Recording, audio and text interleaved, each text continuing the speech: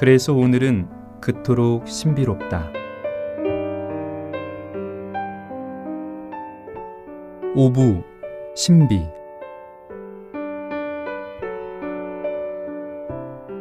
잠시 멈추어 눈을 감는다. 바쁜 일상이지만 시간을 붙잡아 고요히 머문다.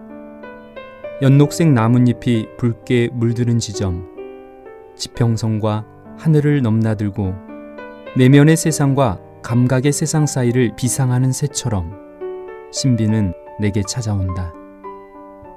다람쥐 쳇바퀴 돌듯 하루하루를 살아가지만 문득 지나가는 바람에도 가슴 한편이 시리고 나뭇잎 사이로 새어나오는 빛 한 줄기에도 가슴 벅찰 때가 있다.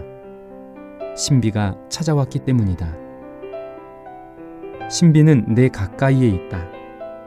문득 찾아온 인연 안에서 하느님의 채취를 맡을 수 있다.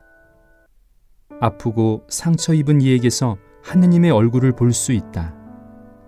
고독과 침묵 속에서 나를 찾고 신의 영역 안으로 침잠한다. 고에서 장개틀에 무릎을 꿇는 영혼에게 신비가 찾아온다. 유한한 인간이 무한한 하느님과 하나 되는 성체성사는 신비의 정점이다. 이 모든 신비로움을 보고 체험하기 위해 영혼은 맑은 호숫가로 향한다. 영혼을 닦다 보면 맑은 호수에 비치는 하늘처럼 그 위로 하느님의 얼굴이 드러날 때가 있다. 모든 인간은 하느님의 모상대로 창조되었기 때문이다.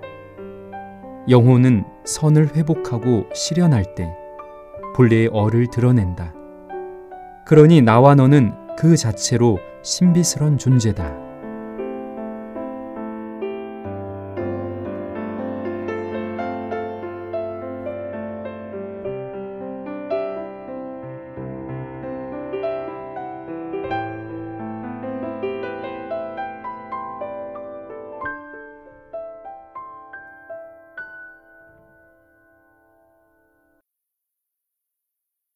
내면의 여행, 피정. 직장인들이 주말에 하는 여가 활동이 수면과 직무개발이라는 신문 기사를 읽은 적이 있다. 어찌 보면 그럴 수밖에 없을 것도 같으나 현대인의 안쓰러운 삶의 단편처럼 비춰졌다. OECD 통계만 보더라도 한국인 연평균 근로시간은 1등이지만 여가 활동은 꼴찌이고 청소년 공부 시간은 1등이지만 행복지수는 꼴찌다. 그만큼 일과 공부를 열심히 하지만 제대로 쉬지 못하니 행복지수가 떨어진다. 수면과 독서, 그리고 기도와 명상 등은 현대인의 쉼을 대변한다. 이 가운데 기도와 명상이 사랑, 공감, 행복을 담당하는 대뇌피질의 혈액순환과 신경조직을 활성화한다는 연구 결과에 주목할 필요가 있다. 가톨릭 교회에는 피정이라는 좋은 전통이 있다. 피정은 한적한 곳에 머물며 육체적인 휴식뿐 아니라 내면적인 쉼을 가짐으로써 지나간 어제를 성찰하고 다가올 내일을 살도록 힘과 지혜를 얻는 시간이다. 예수님도 음식을 먹을 겨를조차 없이 분주하던 때 제자들에게 따로 외딴 곳으로 가서 좀 쉬어라 라고 하셨다. 피정은 내면의 여행이다. 참된 나를 찾아 떠나는 여행이요. 내면 깊은 곳에 계신 하느님을 만나는 여행이다. 밖으로 향했던 눈을 안으로 돌려 존재의 근원과 접촉하는 여행이다. 세상 만물을 보기 위해서는 눈을 크게 뜨면 되지만 내면을 보려면 눈을 감아야 한다. 집과 일터를 떠나 고요한 곳에서 머물다 보면 저절로 시선은 내면으로 향한다. 피정은 여행과 다르다. 여행이 이국적인 풍경과 재미와 흥미 등 새로운 환경과 문화를 제공한다면 피정은 자연과 산책, 성찰과 기도를 제공한다. 여행이 살던 곳을 떠나 돌아갈 나를 찾는 시간이라면 피정은 모른 척했던 진짜 나를 보고 내 안에 머무시는 하느님을 만나는 시간이다.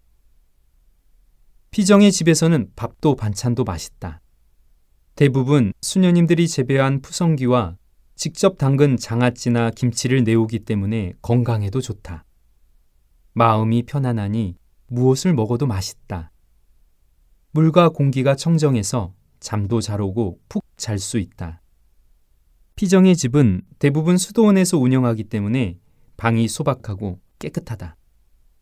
방 안에 놓인 것이라고는 1인용 나무 침대, 그리고 성경과 십자가가 올려진 작은 책상뿐이다. 내가 그곳에서 해야 할 것이 무엇인지 성경과 십자가는 묵묵히 말을 건넨다. 나의 신경과 관심을 붙잡던 일체의 사물들은 보이지 않는다. 그러다 보니 평소 보거나 듣지 못했던 것들이 마음의 창문을 기웃거린다. 피정의 집 욕실에는 옛 추억을 불러오는 빨래비누가 있다. 빨래 건조대도 방 안에 있다. 그래서 양말이나 속옷, 간단한 운동복을 손빨래할 수 있다. 양말과 속옷을 빨아 흐르는 물에 헹궈 햇볕에 말리는 과정은 때 묻었던 내면을 새롭게 만드는 과정과 같다. 피정의 집 성당은 소박하고 고요하다. 성당에 앉아 고요함을 붙들면 마음도 편안하고 잡념도 사라진다. 기도해주고 싶은 사람이 떠오르고 나를 위해 기도해준 이도 떠오른다. 혼자 성당에 앉아있지만 결코 혼자가 아님을 깨닫는다. 나를 둘러싼 관계의 소중함을 느끼며 하느님과의 관계, 사람과의 관계, 자연과의 관계를 새롭게 맺을 수 있다. 피정은 나뭇잎이 바람을 만나 춤을 추는 것을 보는 시간이요. 산골짜기를 타고 능선을 넘나드는 바람에게 머릿결을 내맡기는 시간이다. 수많은 새들의 지저김이 푸른 하늘을 무대 삼아 오케스트라를 펼치고 있음을 알아차리는 시간이다. 낮에는 코스모스와 맨드라미 사이에서 작은 꽃들이 자신의 존재감을 드러내고 개구리 울음소리와 풀벌레 소리, 소쩍새 우는 소리가 적막한 밤을 채운다. 입을 통해 나오던 말이 멈추고 마음의 산란함이 고요 속에서 잠을 청한다. 성당 감실의 은은한 불빛이 감은 눈 안으로 들어온다. 성경 말씀이 마음속에서 울려와 심장을 고동치게 하며 정신을 일깨운다. 움켜쥐었던 어두운 기억들과 잿빛 감정을 떠나보내고 지금 해야 할 일을 내려놓으며 내일 일에 대해서는 걱정하지 않는다. 내면의 정화가 이루어지고 깨끗해진 영혼에 자연의 소리와 하느님 말씀이 들어온다. 내 안에 사는 나를 만나고 그 깊은 곳에서 나를 바라보시는 하느님을 만난다. 그래서 새로운 모습으로 생명의 원천에서 샘물을 마시고 너에게로 가는 시간, 피정 중에 펼쳐지는 모습이다. 바쁜 인생길에 잠깐 멈추어 쉬어가자. 내면의 호수에 발을 담가 머물러 보자. 비난과 오해가 있더라도 성공과 눈에 보이는 결실을 이루지 못했을지라도 우리는 그동안 치열하게 그리고 열심히 살았기 때문이다.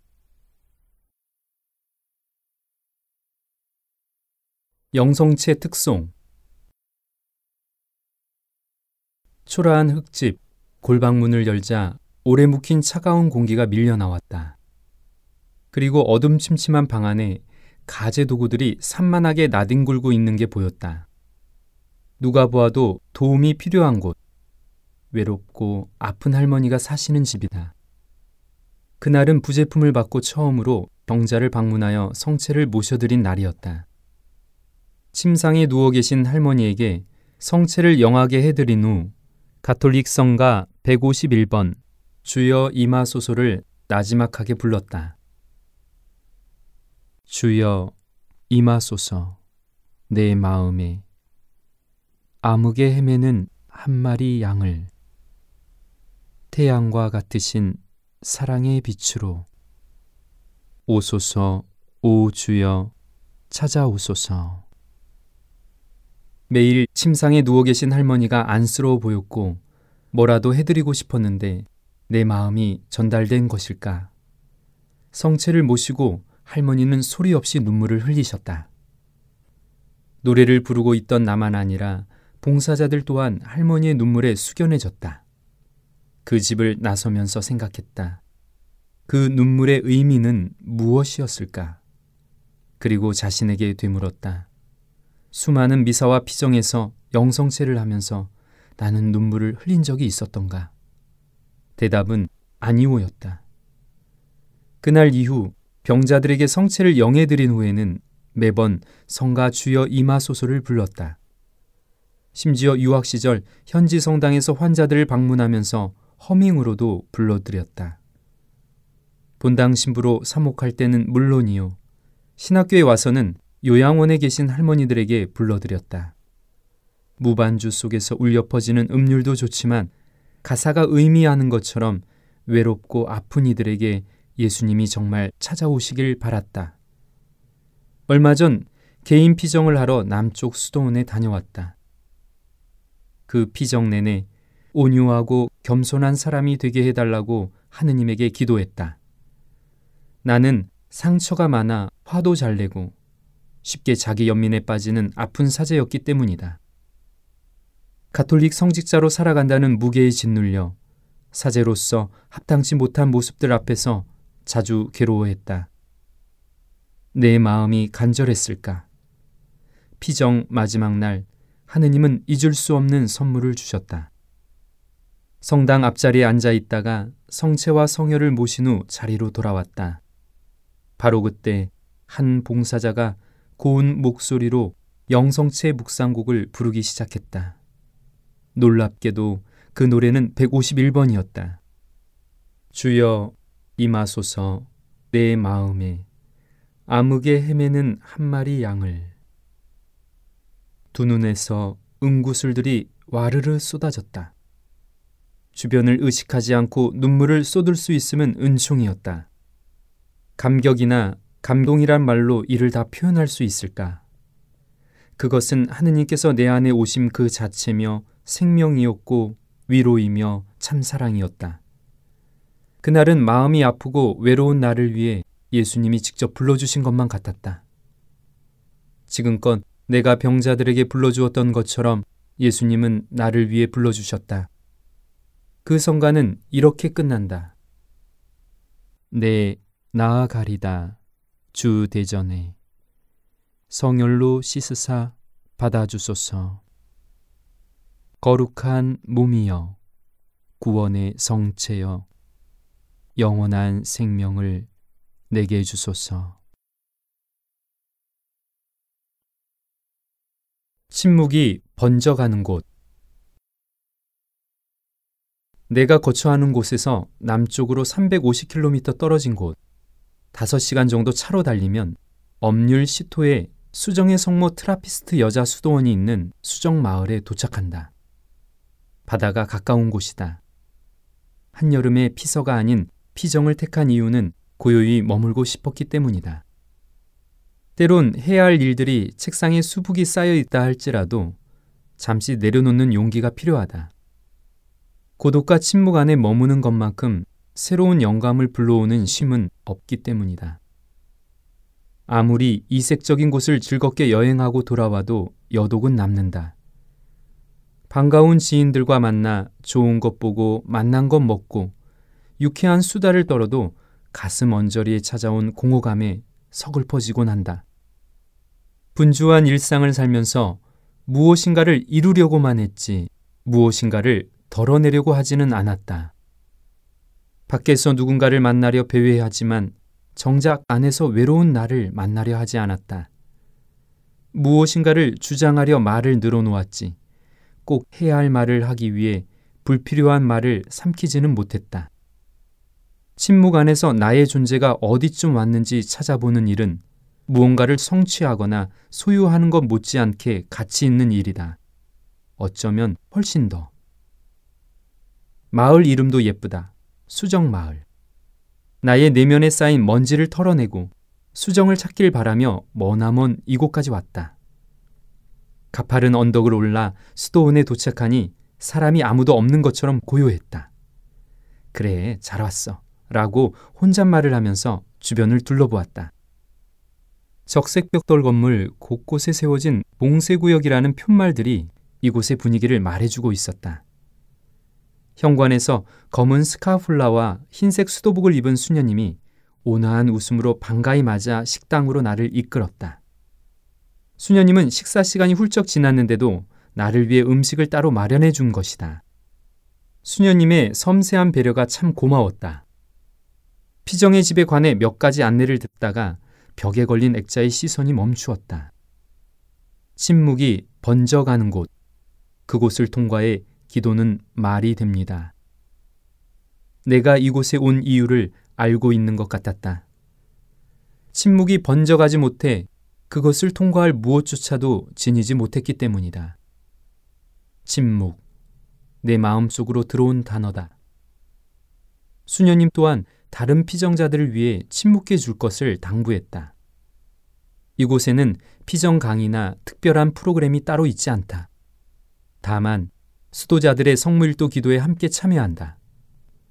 수도원은 새벽 3시 30분에 일어나 하루를 시작하고 저녁 7시 40분 끝기도를 마치면서 취침한다. 그 사이 7번 기도를 바친다. 3시 50분 독서기도, 5시 30분 아침기도, 6시 30분 미사, 8시 20분 삼시경, 11시 50분 육시경, 오후 2시 구시경, 오후 5시 10분 저녁기도, 저녁 7시 40분 끝기도다. 엄률 시토의 수도원 전통에 따라 기도한다. 이곳 수녀님들은 일찍 일어나고 일찍 잠자리에 드는 새 나라의 어린이들 같다. 수도자들은 오전과 오후에 노동을 하지만 나는 책을 읽거나 산책을 했다. 그 외의 시간은 침묵이다. 성당에 올라가 자리에 앉는다. 눈을 감고 들숨과 날숨을 의식하며 고요히 침잠한다. 성무일도 기도 이외에는 말을 할 대상도 기회도 별로 없다. 그야말로 하루에 한마디도 하지 않고 지낼 수 있다. 수녀님들은 높은 음으로 시편을 노래하기에 내가 따라하기도 힘들다. 눈으로 시편 구절을 따라갈 뿐이다. 정말로 입술이 닫히고 말이 사라진다. 그러나 침묵의 세계에서 소리 없는 말들이 수없이 오고 간다. 말은 음성화되지 않았을 뿐 침묵의 세계에 머물고 있다. 내가 나에게 해야 하는 말들이 들린다. 그리고 하느님이 내게 하시는 말씀이 들린다. 성당 감실의 불빛이 은은하고 창문을 넘나드는 7월의 미풍만이 내 곁을 맴돈다. 푸른 바다 위를 떠다니는 쪽배처럼 두둥실 그렇게 침묵의 바다에 나를 맡긴다. 근심도 사라지고 해야 할 일에 대한 강박이 줄어든다. 나를 둘러싼 윤리적 의무감도 사라지며 몸의 몹쓸 열기와 세상의 번잡함이 침묵 안에서 잦아든다. 그곳에서 내가 한 일은 침묵뿐인데 내 영혼은 왜 이토록 가볍고 자유로운 것일까? 우리는 얼마나 많은 말을 하면서 살아가는가? 말을 해야 할 때와 참고 기다려야 할 때를 쉽게 분간하지 못하고 가시돋친 말이나 냉정하게 말을 하여 얼마나 자주 상대방을 아프게 하는가? 그리고 나는 얼마나 후회하고 가슴 아파하는가? 침묵은 단순히 말을 하지 않는 것이 아니라 사랑이 담긴 말을 하기 위해 언어의 정거장에 머무는 행위다. 침묵은 내적 소음, 우리 안에 요동치는 감정과 욕정을 잠재우는 세계다. 그리하여 참 나를 만나고 초월적이며 형언할 수 없는 사랑이신 신 앞에서는 인간의 품격 있는 행동이다. 많은 소리들이 주변에서 들려온다. 차량이 지나가는 소리와 경적들, 장사꾼의 외침, 공사장에서 들려오는 소리, 고함치며 싸우는 소리, 전화벨 소리, 세탁기 돌아가는 소리, 압력밥솥에서 김 새는 소리, 누군가의 노랫소리도 들린다. 귀를 좀 더 기울여 본다. 째깍거리는 시계소리, 물방울 떨어지는 소리, 바람이 지나가는 소리, 새들이 속삭이는 소리, 새근새근 잠자는 아이의 숨소리, 눈 내리는 소리, 안개 끼는 소리도 들린다. 귀를 좀 더 기울여 마음으로 들으면 이런 소리도 들린다. 누군가를 좋아할 때 심장이 두근거리는 소리, 벌이 꽃을 떠나며 고맙다고 인사하는 소리, 웃을 때 얼굴에서 번지는 세포들의 환호성, 고해소 문을 열고 나올 때 미움이 사라지고 사랑이 번져가는 소리. 힘들게 만든 모래성을 바라보며 기쁨이 벅차오르는 소리. 그리운 사람 만나 반가움 듬뿍 담아 눈인사 건네는 소리. 사랑하는 이를 보며 얼굴이 붉어지는 소리. 사뿐사뿐 오시는 하느님 발자국 소리. 이제 눈을 감아 고요 속으로 발걸음을 옮길 시간이다.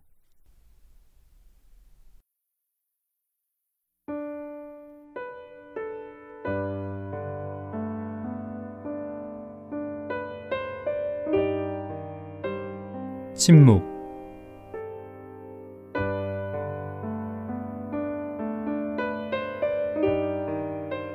마음속 거친 돌뿌리들을 내 앞에 내려놓는다.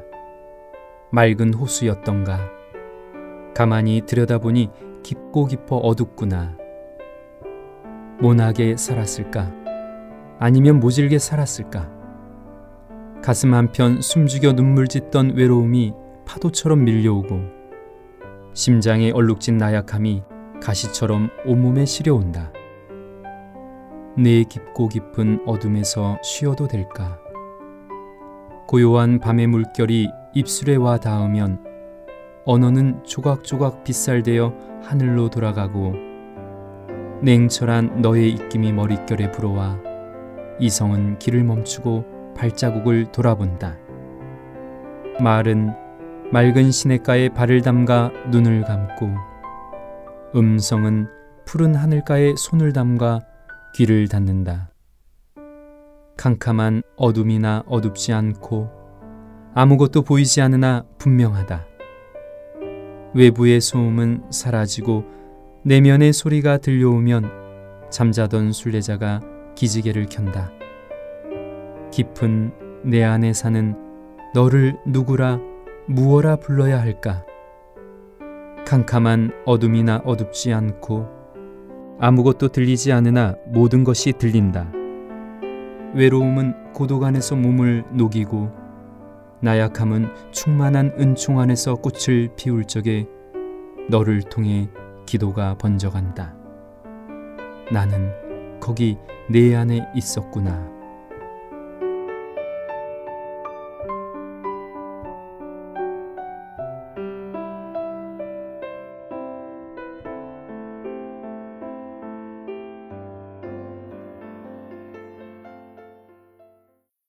천국의 고해소.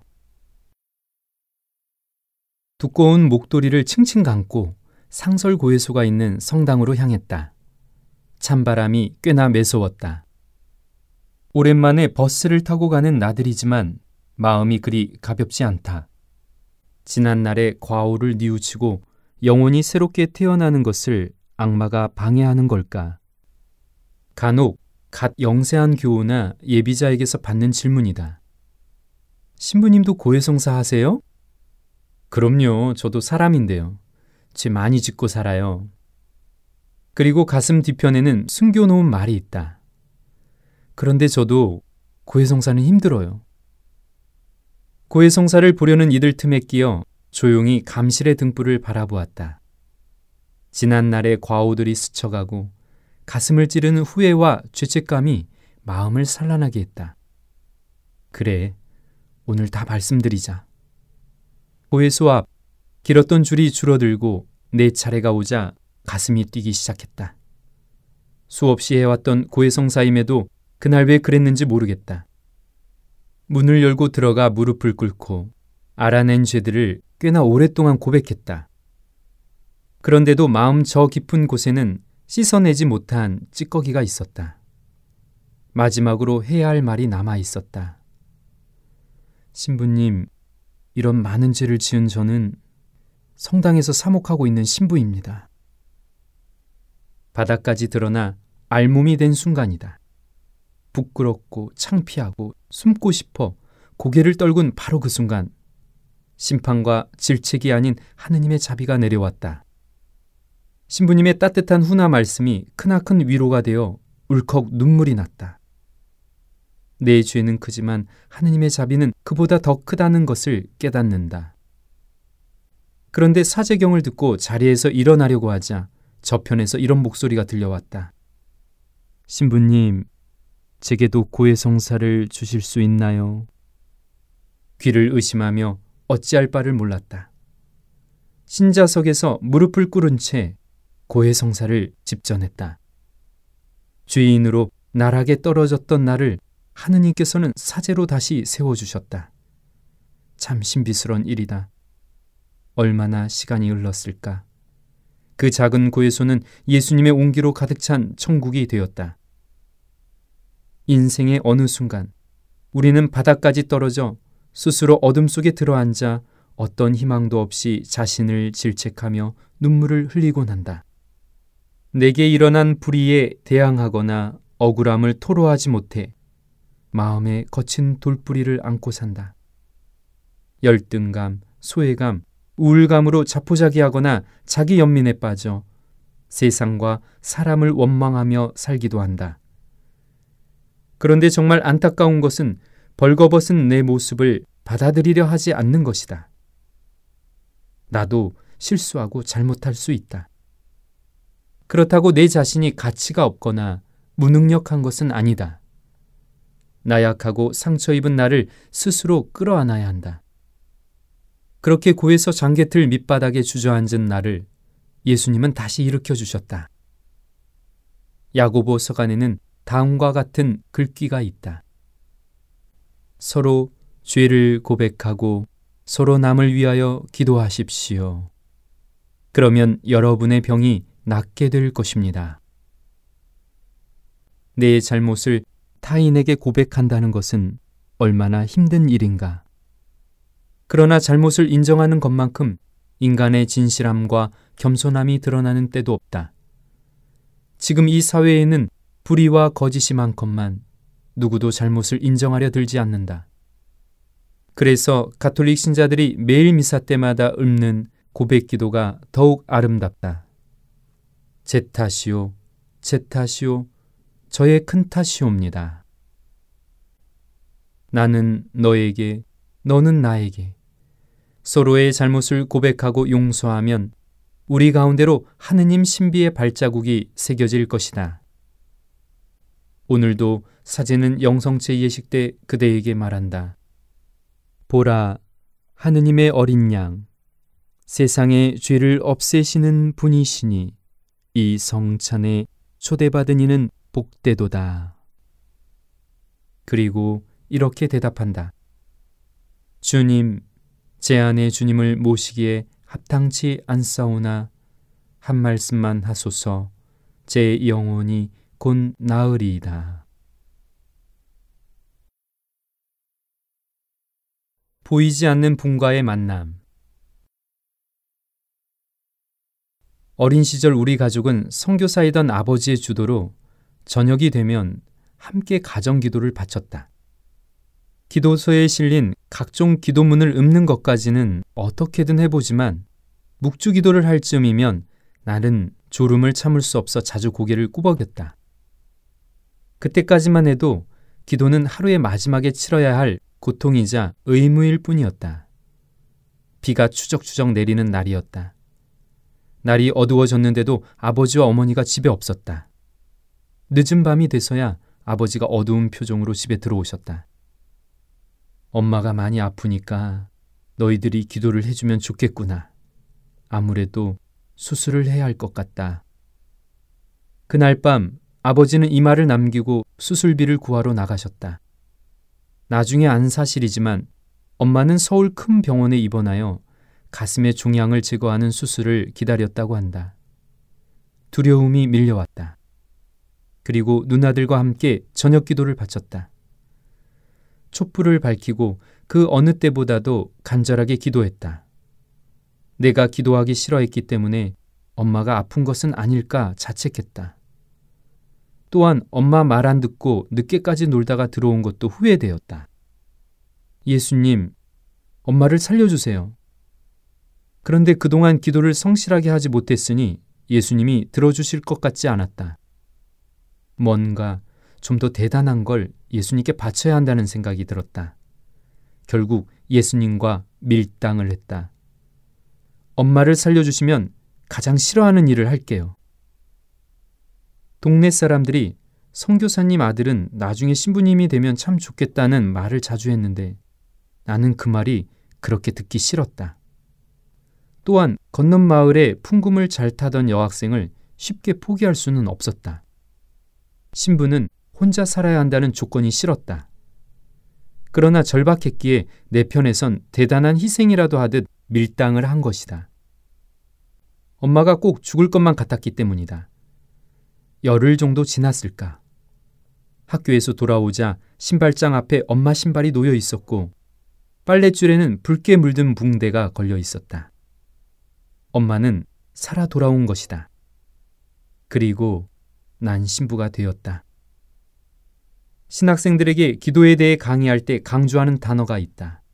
바로 간절한 마음이다. 제자들은 스승 예수님께 저희에게도 기도하는 것을 가르쳐 주십시오라고 청한다. 그러자 예수님은 친히 주님의 기도를 알려주시며 줄곧 벗을 졸라대는 한 사람의 이야기를 들려주신다. 늦은 밤 어떤 사람이 빵을 구워달라고 계속해서 간절히 청하면 누가 거절하겠느냐는 내용이다. 기도하는 사람의 마음 자세에 대한 중요한 가르침이다. 누구든지 청하는 이는 받고 찾는 이는 얻고 문을 두드리는 이에게는 열릴 것이다. 간절한 마음으로 부단히 하느님께 청할 때 비로소 그 소리가 하늘을 울린다. 아무리 작은 기도라 할지라도 정성을 다하다 보면 하늘을 감동시키는 법이다. 끊임없이 떨어지는 물 한 방울이 바위를 뚫는다는 말이 있다. 밤이 새도록 내 영혼을 두드리는 하느님처럼 나 또한 그분을 만나기 위해 손에 피가 나도록 두드려야 하지 않겠는가. 기도는 여러 가지 청을 늘어놓거나 일련의 주문을 외우는 것이 아니다. 기도하는 사람은 자신의 선한 의지를 행동으로 옮겨 삶을 변화시킨다. 기도하는 사람의 간절한 마음과 정성은 자연스레 그의 삶에 묻어나기 마련이다. 곧 말과 행동의 지향이 하느님의 질서로 향하면서 선한 의지들이 발동한다. 마음을 살랑케 하는 말과 행동을 삼가며 작은 일에도 충실할 수밖에 없다. 마음이 오롯하면 그 행동도 오롯하니 삶이 변화되는 것은 어찌 보면 당연한 현상이다. 이제 촛불을 밝히고 눈을 감으며 두 손을 모은다. 그러면 잔잔한 호수같이 맑은 내 마음에 하느님께서 걸어오실 것이다.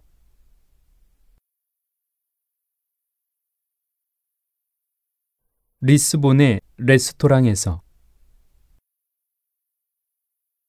포르투갈 리스본의 작은 레스토랑에서 저녁 식사를 한 적이 있다. 한적한 곳을 찾아 창문 옆 경관 좋은 자리에 앉았다. 종업원이 퉁명스러운 말투로 물었다. 혼자인가요? 네. 종업원은 내가 혼자인 것을 확인한 후 식당 끝 구석진 자리 작은 테이블로 안내했다. 창가 쪽에 앉겠다고 말했더니 그곳은 2명 이상이 와야 한다며 손가락 2개를 펼쳐 보였다. 괜스레 기분이 상했다. 그냥 나갈까 하다가 많이 지친 터라 종업원의 제스처를 그냥 무시하고 창가에 자리를 잡았다. 종업원은 불쾌한 듯 인상을 찌푸리며 퉁명스럽게 음료를 내왔다. 물이 담긴 유리컵을 앞에 놓고 여느 때처럼 성호경을 정성스레 받치면서 물컵 위로 십자성호를 그으며 강복했다. 멀리서 그녀가 보고 있었을까? 그녀는 내게 가까이 와서 가톨릭 신자입니까? 라고 물었다. 동양 남자 혼자 외딴 곳에 와서 밥을 먹는 것도 흔치 않은 일이거니와 물컵 위에 십자가를 그으며 축복하는 모습을 보았으니 이상할 법도 하다. 그런데 놀랄 만한 일이 벌어졌다. 내가 사제라는 걸 알았는지 아니면 불쌍해 보였는지 2인분은 좋게 되는 빵을 바구니에 담아 가져다 준 것이다. 나중에 아는 사실이지만 빵값은 계산서에 없었다. 자리를 옮기라는 말도 하지 않았고 표정도 바뀌었다. 식사 후 그녀는 어디를 찾아가느냐라고 처음과 달리 다소곳하게 물었다. 주소가 적힌 메모지를 보여주었더니 밖에까지 따라 나와 이리저리 길을 가리키면서 알려주었다. 반전이었다. 외국 여자가 처음 보는 동양 남자를 그토록 친절하게 대하는 경우는 드문 일이다. 이 반전의 중심에는 성호경이 자리한다. 열심한 천주교 신자가 아니라 할지라도 그 나라 사람들은 대부분 성호경을 긋는다. 그날 어떤 신비스러운 힘이 나를 감싸고 있었는지 우리는 성호경 하나로 마음을 열고 따뜻한 온기를 나누었다. 성부와 성자와 성령의 이름으로 아멘. 가톨릭 기도서를 펼치면 첫 번째로 나오는 기도문이다. 미사를 집전할 때 사제는 교우들과 십자성호를 그으며 시작한다. 왜 첫째 자리에 성호경이 있을까? 그것은 내가 믿는 신을 부르는 기도이고 삼위일체 하느님을 고백하는 가장 중요하고 기본이 되는 기도이기 때문이다. 성호경을 암송할 때면 삼위일체 하느님께서 내 앞에, 내 안에, 그리고 우리 가운데 계신다. 하지만 우리는 얼마나 자주 이 기도문을 아무렇게나 해치우는가? 심지어 비신자들과의 식사 자리에서 성호경 긋는 것을 부끄럽게 생각한 적은 없는가? 2세기부터 시작되어 12세기의 현재의 형태를 갖춘 성호경은 십자가의 희생으로 인류 구원을 이룬 예수 그리스도의 사랑과 희생의 삶을 담겠다는 그리스도인의 표시다. 초기 교회부터 교우들은 십자성호를 그음으로써 서로가 하느님 안에서 한 가족임을 알아보았다. 무엇보다도 이 십자성호를 그으면서 스스로 축복을 받지만 상대방에게도 축복을 전해준다. 리스본의 한 레스토랑에서 나와 종업원은 서로에게 축복을 전해주었다. 성호경이라는 단순한 기도는 삼위일체 하느님처럼 내가 누군가와 사랑으로 일치할 것을 다짐하며 누군가에게 사랑의 선물이 되리라고 약속하는 것이다. 성호경은 그 기도를 하는 이를 거룩하게 하며 영적인 힘을 부여한다. 18세기 박해 시기에 한국 천주교인들은 성호경을 그으며 사형장으로 나아갔다. 고단한 인생살이에서 용기를 잃은 이들에게 성호경은 죽음을 겪고 부활하신 예수님의 영적인 힘을 가져다 준다. 외로움과 육신의 고통에 신음하는 이들에게 성호경은 혼자가 아니라 삼위일체 하느님께서 함께 하신다는 위로가 된다.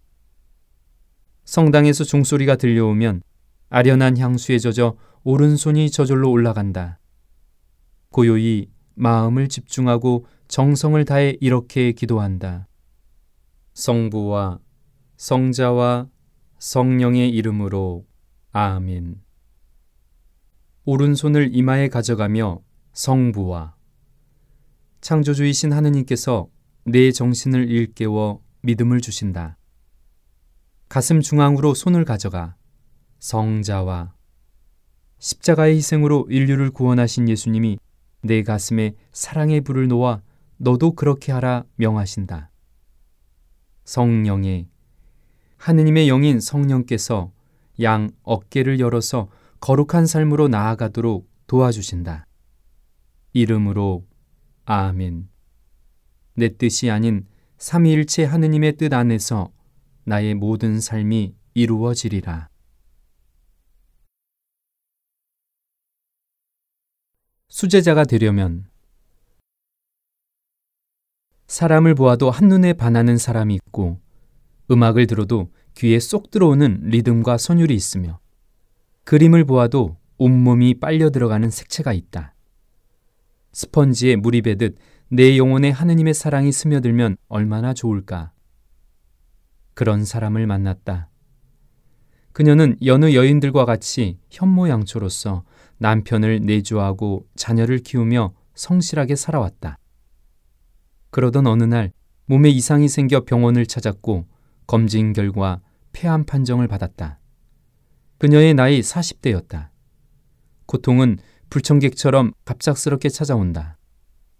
그녀는 납득할 만한 이유도 찾지 못한 채 자신의 상황을 받아들여야만 했다.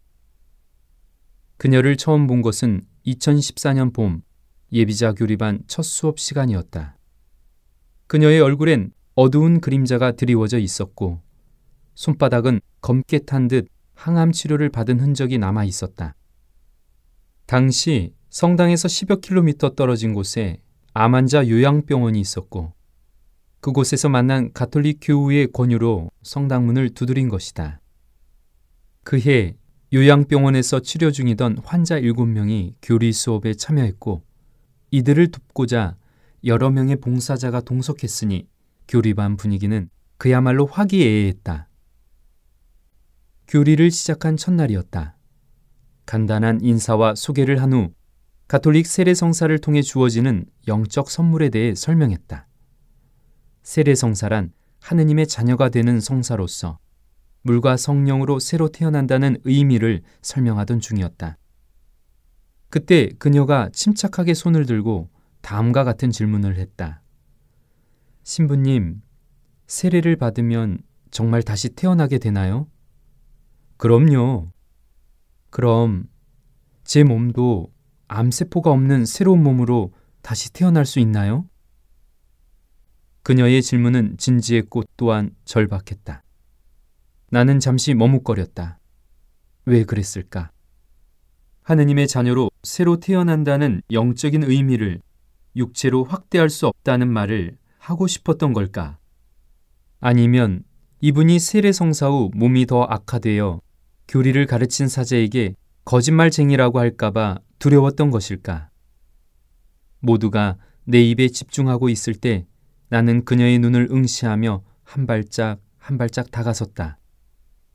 이내 그녀 앞에 도달했을 때 힘주어 말했다. 간절한 마음으로 교리 수업 잘 마치고 세례성사를 받으면 영혼뿐 아니라 몸도 새롭게 태어날 것입니다.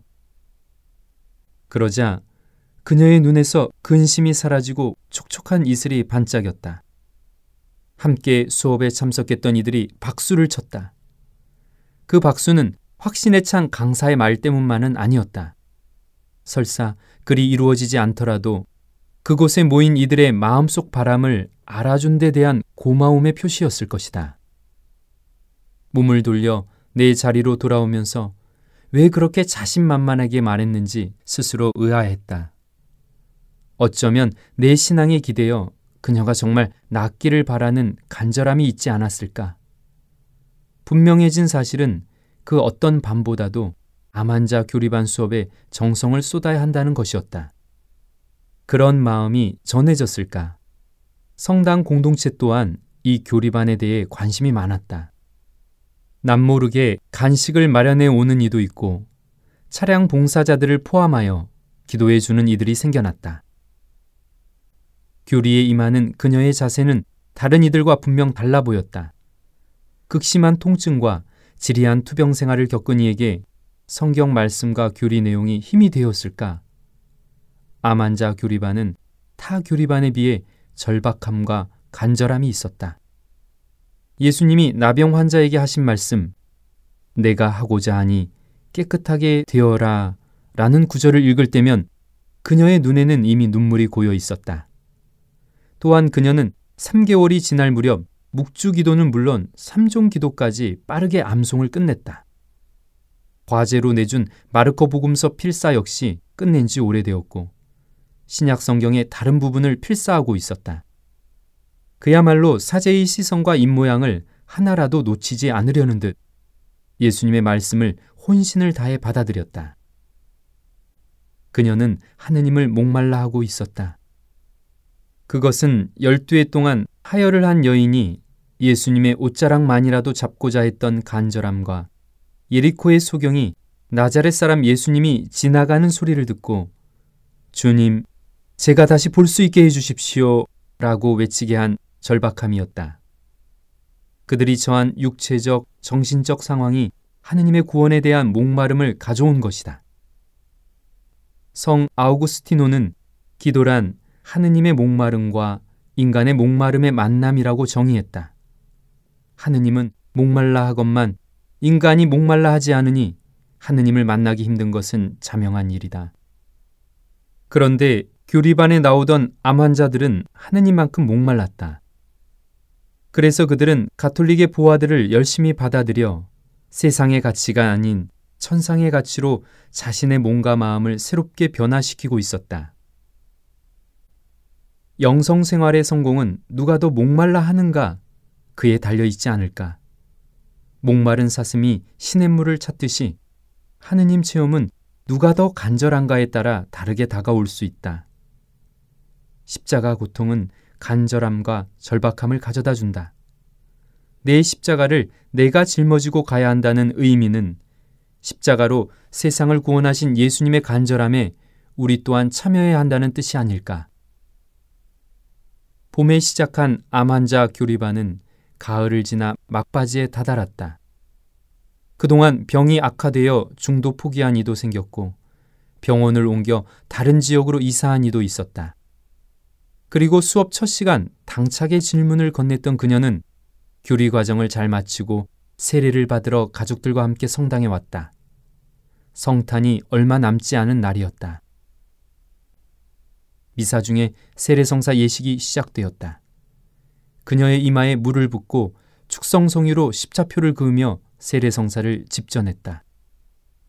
아기가 세상에 나오면서 울음을 터뜨리듯 미사 내내 그녀의 눈에는 주룩주룩 이슬 방울들이 떨어졌다. 공지사항 시간에 그날 세례받은 사람들의 사연을 성당 교우들에게 간단히 소개하고 한 명 한 명 이름을 불러 가족과 포옹하며 기쁨을 나누도록 권유했다. 많은 신자들이 박수와 격려를 보냈다. 마침내 그녀를 소개할 차례가 되었다. 스텔라 씨는 예수님의 수제자라고 해도 손색이 없을 만큼 교리 전 과정을 열심히 하셨습니다. 항암 치료 때문에 거뭇해진 채로 시작하셨지만 이제 두 볼이 발그레한 새색시가 되었습니다. 다시 태어나신 이분을 축하해 주십시오. 남편은 뒤에서 걸어와 아내를 안아주었다. 성당은 가족의 형제애로 가득 차 뜨거운 용광로가 되었고 함께 미사에 참석한 이들은 감동을 한아름 선물로 받았다. 2주가 지났다. 새해를 맞아 성당에서 분주하게 지내던 어느 날이었다. 평일 미사 후 정신없이 교우들 면담하고 사무실에서 일 처리를 하고 있었다. 그녀가 와서 면담을 청했다. 신부님, 드릴 말씀이 있습니다. 담담하게 말하는 그녀를 빤히 쳐다보며 드디어 올 것이 왔구나라고 생각했다. 사제 집무실 문을 열고 그녀를 안쪽으로 안내했다. 스텔라 씨, 무슨 일이에요? 그녀는 좀 뜸을 들였다. 좋지 않은 일이 생긴 걸까? 신부님, 무슨 일 생겼나 보군요. 신부님, 제가 정밀검진을 했는데요. 그런데요. 암세포가 사라졌대요. 저 다 나았어요. 나도 모르게 만세를 부르며 소리를 질렀다. 그리고 그녀의 손을 잡고 사슴처럼 뛰었다. 우리를 바라보던 사람들이 기뻐하며 눈시울을 붉혔다. 요즘도 그녀의 가족을 만난다. 우리는 야구라는 공통 관심사가 있어 종종 야구장에 들른다. 그런데 그녀가 또 한 번 사고를 냈다. 발목을 다쳐 깁스하고 목발을 짚고 야구장에 온 것이다. 어이없는 표정으로 바라보자 남편 알베르토 씨가 아내를 부축하며 말했다. 신부님과 약속한 거라 꼭 와야 한다고 해서요. 그리고 이내 두 사람은 한박 웃음을 지었다. 이걸 혼내야 하나, 칭찬해야 하나 하고 나도 너털 웃음을 짓자 그녀는 애교 섞인 말투로 파이팅! 이라고 외쳤다. 야구장에서도 응원가를 부르며 팔짝팔짝 뛰는 걸 보니 정말 다시 태어난 모양이다. 알베르토 씨와 나는 같은 야구팀을 응원하지만 그녀는 다른 팀이었다. 이제 그녀가 나의 야구팀 팬으로 새로 태어날 일만 남았다.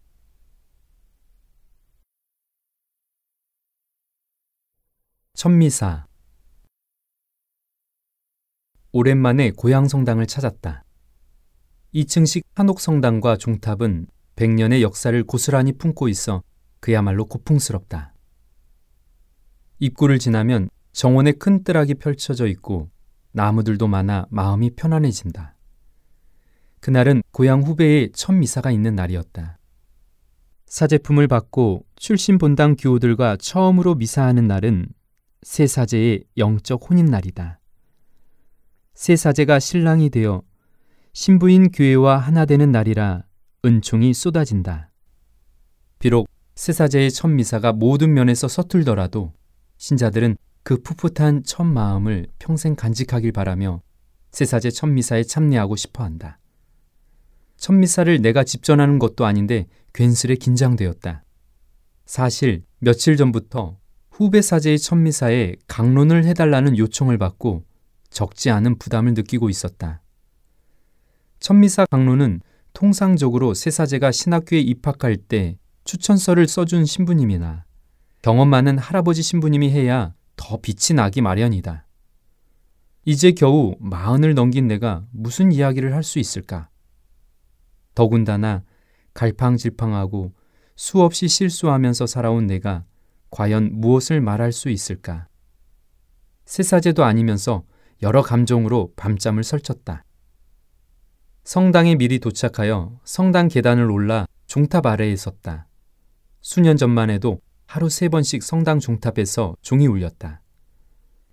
평일 미사가 시작되기 30분 전에도 종이 울렸는데 동네 사람들은 당연하게 여겼다. 그 종소리는 읍내 끝에서도 들릴 정도로 컸다. 세월이 흐르면서 아파트가 들어서고 민원까지 발생하여 예전보다는 종을 치는 횟수가 줄어들었다. 이곳 출신 신부들은 이 종소리를 들으면서 가톨릭 신앙을 키우고 사제 송소를 얻었으리라. 오늘 첫 미사를 집전할 베드로 새사제는 사연이 많다. 그를 만난 것은 22년 전 베드로 사제가 초등학교 4학년 때였다. 복사단 활동을 하는 똘똘한 학생이었다. 그는 신앙이 깊은 할머니의 영향으로 어린 시절부터 신부님이 되면 좋겠다는 소리를 주변에서 참 많이도 들었다고 한다. 고모 3명이 수도자라 가족 모임을 할 때마다 그러한 권유를 들었을 테니 얼마나 부담이 컸을까. 베드로는 건강하게 성장하여 어느덧 중학생이 되었고 집안의 뜻을 받들어 한 달에 한 번 예비 신학생 모임에 참석했다. 그리고 당시 예비 신학생들을 도와주려고 고향 성당에 파견된 날을 종종 만났다. 그때마다 베드로가 훗날 가톨릭 사제가 되면 좋겠다 생각해 이것저것 챙겨주며 정성을 들였다. 그런데 그에게 사제의 길에 대한 확신이 없었던 걸까? 그는 고등학교를 졸업하고 가톨릭 대학교 신학대학에 지원하지 않았다. 외국에서 이 소식을 들었을 때 아쉬운 마음이 컸다. 그동안 내가 얼마나 공을 들였는데 그럴 수가 있나? 라고 푸념했던 기억이 난다. 그럼에도 그를 어느 정도 이해할 수 있을 것 같다. 어린 시절부터 사제가 되어야 한다는 압박을 받았으니 자신이 정말 하고 싶은 일, 가고 싶은 세계에 대한 제약이 많지 않았을까? 주변 사람들이 아무리 원한다 해도 본인에게 사제의 길을 가겠다는 원의가 없다면 아예 시작하지 않는 것이 낫다. 남의 이목 때문에 억지로 가는 것은 나뿐만 아니라 내가 만나야 할 사람들에게도 불행한 일이다. 그렇게 몇 년이 흘렀다. 또다시 놀라운 소식을 들었다. 군대에 다녀온 베드로가 신학교에 합격했다는 것이다. 그동안 무슨 일이 있었길래 그의 심경에 변화가 생겼을까? 베드로는 아버지를 하늘나라로 떠나보내는 장례 미사에서 자신의 길을 찾았다고 했다. 그렇게 대학 입시 공부를 다시 하고 가톨릭 대학교 신학대학에 합격했다. 자신보다 나이 어린 학생과 동급생이 되어 신학교 1학년을 시작했고 어느덧 긴 과정을 잘 마치고 사제품을 받아 고향 성당에서 첫 미사를 봉헌하게 된 것이다. 베드로 사제의 얼굴은 첫 미사 내내 빛났다. 하느님의 부르심에 자유롭고 기쁘게 응답한 사람의 얼굴이었다. 타인의 의지가 아닌 자신의 의지로 길을 찾아가는 사람은 분명 행복해 보인다. 보이지 않는 하느님의 손길이 작용했음을 그의 첫 미사에서 분명 느낄 수 있었다. 그러고 보면 하느님의 뜻이 인간의 생각보다 더 높은 것은 분명하다. 이듬해에 나는 또다시 고향 성당을 찾았다. 이번에는 프랑스 유학을 마치고 돌아온 또 다른 후배 메르쿠리오의 첫 미사에 참여하기 위해서였다. 그런데 강론을 해주셔야 할 신부님이 사정이 생겼다며 내게 첫 미사 강론을 부탁하셨다. 고향 성당 첫 미사 강론은 내 운명인가 보다 생각하고 정성껏 준비하기로 마음을 다졌다. 이 후배 신부 역시 먼 길을 돌아왔고 사연도 많다. 고등학교를 졸업하고 신학교에 입학했지만 가톨릭 교우가 아니었던 아버지의 반대에 맞닥뜨려야 했다. 그러나 그는 자신의 소신대로 신학교 생활을 해나갔다. 한 번은 학교에서 어버이날을 맞아 신입생 부모님을 신학원에 초대해서 공연과 식사를 함께하는 자리를 마련했다. 그날 행사가 시작되었지만 그의 가족은 보이질 않았고 점심 식사가 끝날 무렵에야 어머니와 누나가 도착했다. 아버지의 반대가 컸다고 하니 아마도 남모를 사연이 많았으리라. 후배가 더 이상 가족과 대립각을 세우며 마음 불편해하질 않길 바랐다. 그래서 행사가 끝난 후 그를 따로 방으로 불러 사뭇 진지하게 말했다. 신학교는 자신을 수련하며 공동생활을 하기 때문에 너의 인생에 도움이 될 부분이 많을 거야. 1년 정도 살다가 학교를 나가도 된다. 난 진지하게 말했지만 그는 묘한 웃음을 지어 보였다. 그는 신학교를 나가지 않았고 군대를 다녀와 기쁘게 복학해 우수한 성적까지 거두었다. 의지와 성실성이 남달랐던 그는 결국 프랑스 유학생으로 선발되어 5년의 학위 과정을 잘 마치고 2016년 한국에 돌아왔다. 2013년 파리에 들러 그를 만난 적이 있다. 해가 지는 저녁 에펠탑이 보이는 카페테리아에 앉아 그에게 이런 말을 건넸다. 파리 좋지? 여기 너무 멋지고 아름답다. 주변의 사람들도 모두 멋지구나.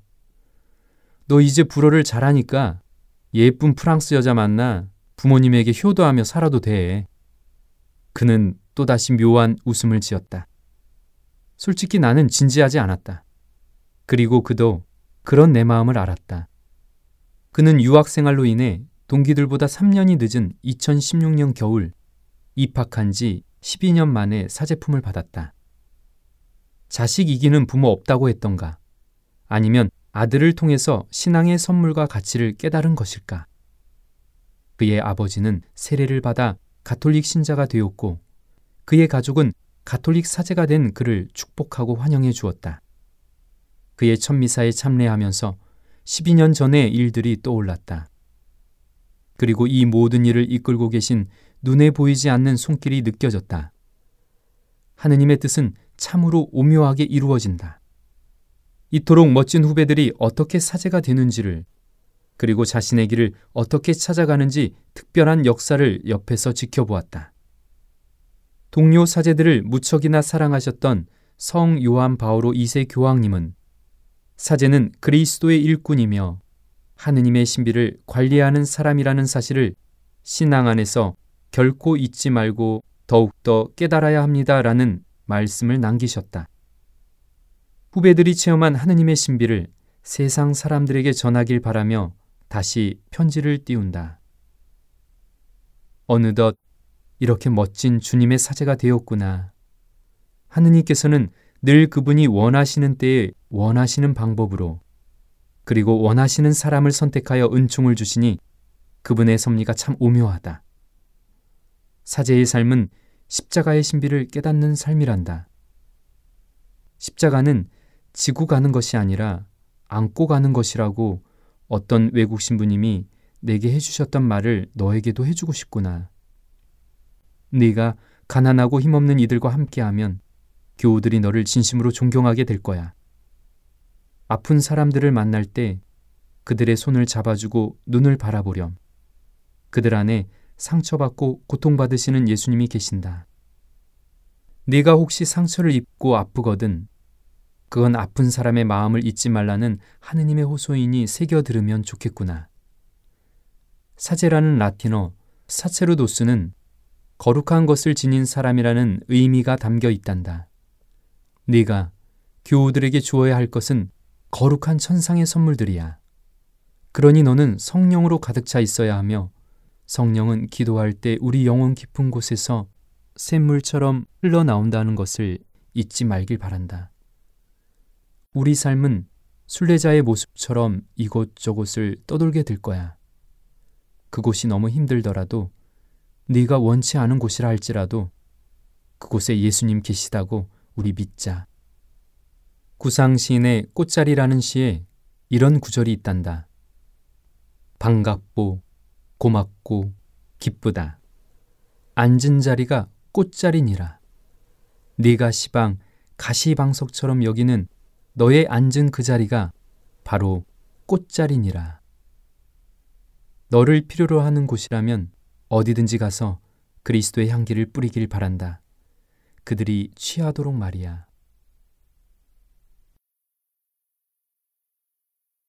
부활의 신비. 부활은 평화와 기쁨이다. 닫힌 마음의 창을 열고 어제 사랑할 기회를 놓친 이에게 먼저 다가가면 부활이다.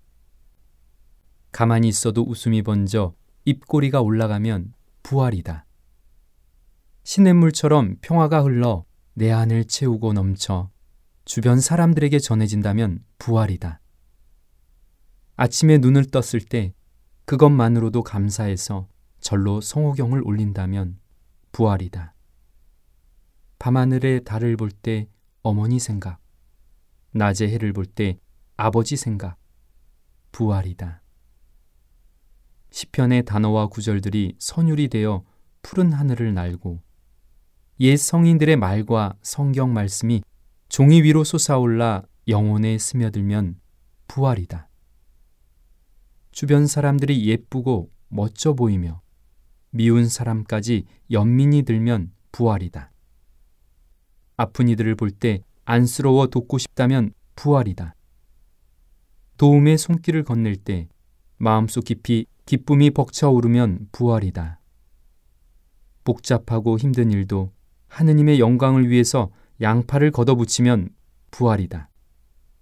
나를 찾는 이의 청을 거절치 않고 누군가의 하소연에 귀를 기울이면 부활이다. 나를 향한 그대 눈동자에 하느님이 보이면 부활이다. 봄바람이 불어온다. 산에는 물소리가 졸졸졸, 나무 위에는 새소리가 짹짹짹, 내가 사는 곳에 웃음소리가 하하하. 언 땅이 녹듯 내 마음도 솜털처럼 부드럽고 새싹이 움터 하느님을 찬양하듯 사랑을 노래하고 싶으니 오늘이 구원의 날이요 지금이 부활의 삶이라.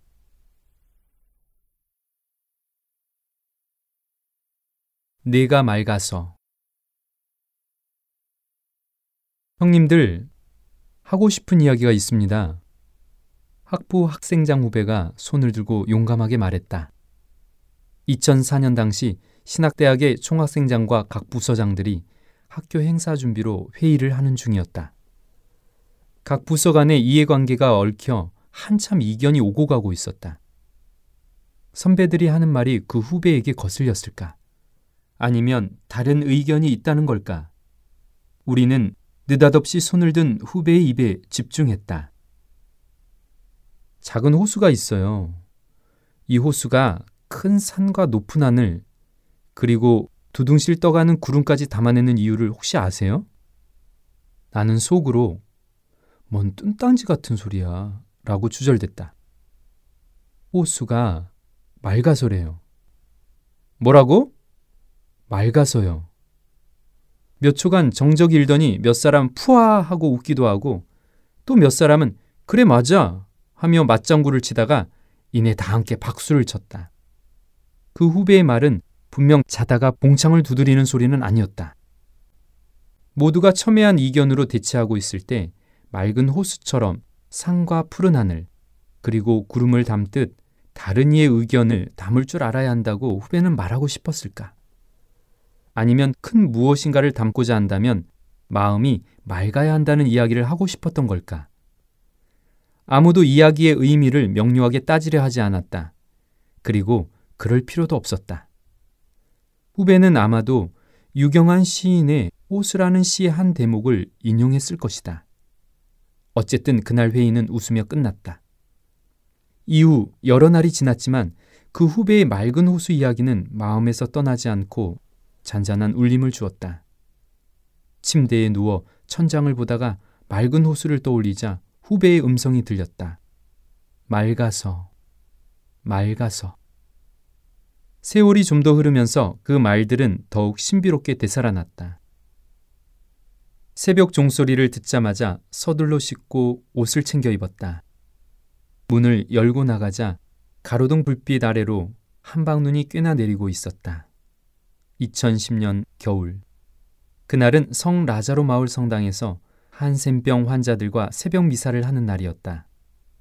무릎 수술을 하신 원장 신부님의 부탁으로 며칠간 한센인들과 미사를 올릴 수 있는 소중한 기회를 얻었다. 숙소에서 성당까지 올라가는 길이 가팔라서 내심 걱정이 되었으나 이미 눈은 말끔히 치워져 있었다.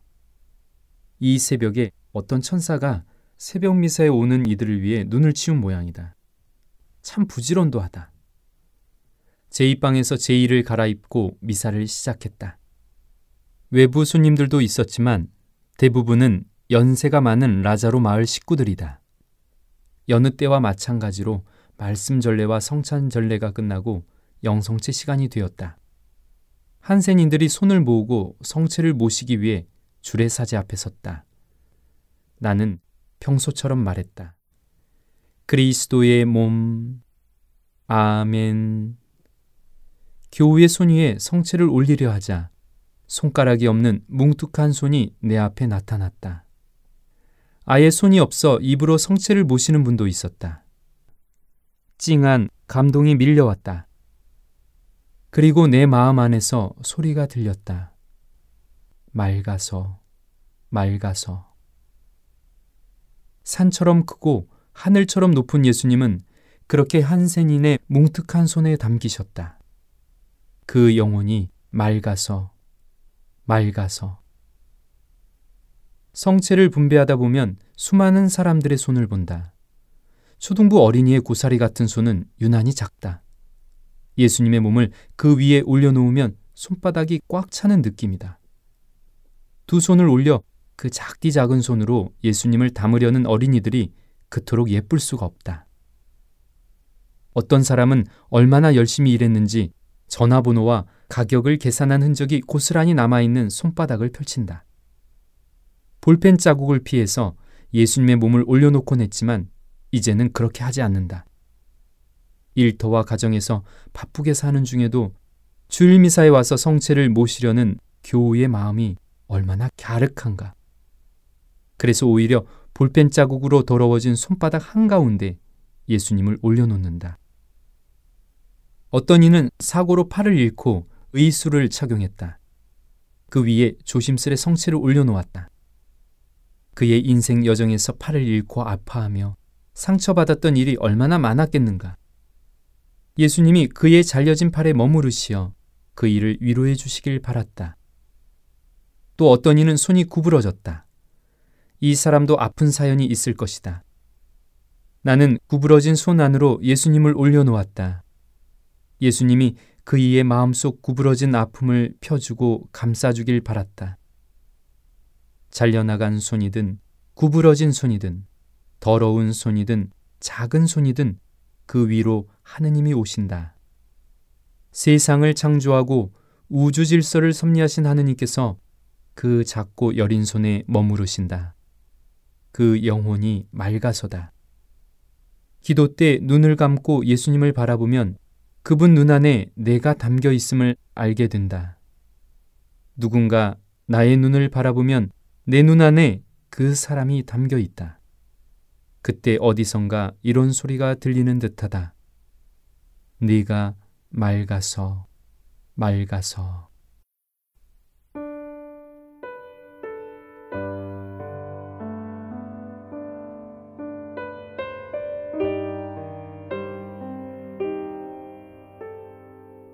신비.